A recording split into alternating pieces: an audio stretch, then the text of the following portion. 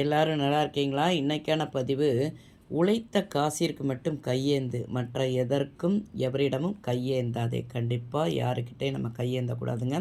இன்றைக்கி நம்ம உழைக்கிறோம், வேலை பார்க்குறோம், ஒரு அரசாங்க இதுலேயே நம்ம வேலை பார்க்குறோன்னு வச்சுக்கோங்களேன்.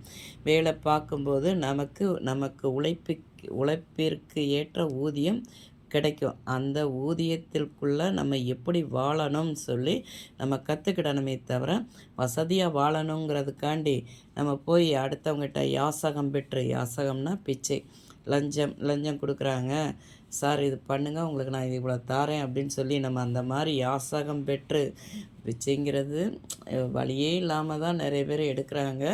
அது வந்து இது கிடையாது. ஆனால் நமக்குன்னு கடவுள் ஒரு கவர்மெண்ட்டில் ஒரு சம்பளம் கொடுத்துருப்பாங்க.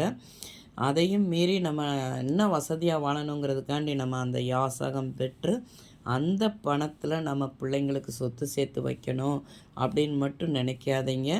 அது ஒரு நாள் ஏதாவது ஒரு விதத்தில் அந்த பணம் எப்படினாலும் அழிஞ்சிரும். அதாவது யாசகம் பெற்று அந்த லஞ்சம் வாங்கி அந்த பணத்தில் நம்ம என்ன சேர்த்து வச்சாலும் ஏதோ ஒரு விதத்தில் அது அழிஞ்சு தான் போகும். பிள்ளைங்களுக்கு சொத்து சேர்க்குறீங்களோ இல்லையோ, வாழ்க்கையில் எப்படி வாழணும்னு சொல்லி கற்றுக் கொடுங்க. அதாவது இந்த வருமானத்தில் இப்படி தான் நான் வாழ்ந்திருக்கேன், உண்மையாக நேர்மையாக நீங்கள் இப்படி தான் வாழணும்னு சொல்லி நல்ல விஷயங்களை அவங்களுக்கு கற்றுக் கொடுத்து வாழ வைங்க. அவங்கள வசதியாக வாழ வைக்கணுங்கிறதுக்காண்டி யாசகம் பெற்று யாருக்கிட்டையும் பிள்ளைங்களை அப்படி வாழ வைக்காதீங்க. அது பெறதுனால என்ன ஆகும் தெரியுமா? நமக்கு சாகிற வரைக்கும் நிம்மதியே இல்லாத அளவுக்கு கடவுள் எங்கேயாவது ஒரு இடத்துல ஒரு இதை வச்சிருவார், ஆப்பை வச்சு தான் விடுவார்.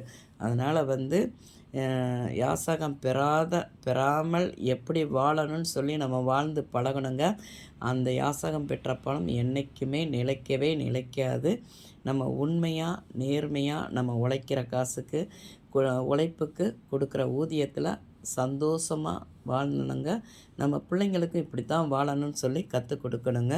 இந்த பதிவு உங்களுக்கு பிடிச்சிருந்தால் பார்வதி வீட்டு சமையலுக்கு ஆதரவு கொடுங்க. ஓம் சாய்ராம்.